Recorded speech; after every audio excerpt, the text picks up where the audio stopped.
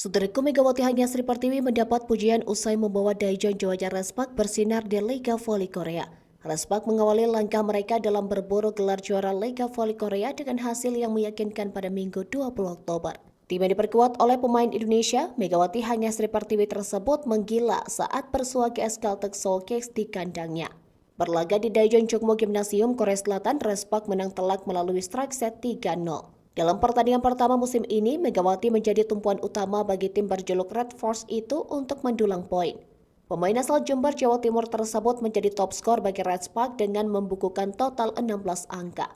Megawati membukukan keunggulan 1 poin atas pemain asal Serbia Vanja Bukilik yang merupakan rekrutan anyar Respak. Tidak hanya itu saja, kegerangan Megawati juga terlihat dari presentase tingkat keberhasilan serangannya yang mencapai angka 80%. Tayal, apa yang ditampilkan oleh pemain berusia 25 tahun itu mampu mengundang pujian dari Ko Hae-jin selaku pelatih Respak. Pria berusia 44 tahun itu menilai bahwa Megawati telah mengalami perkembangan dari performa fisiknya sejak pertama kali tiba di negeri gingseng. Selain itu, Ko Hae-jin juga mengungkapkan keganasan Mega juga tidak lepas dari peran Yoon Hae-sun di posisi setter.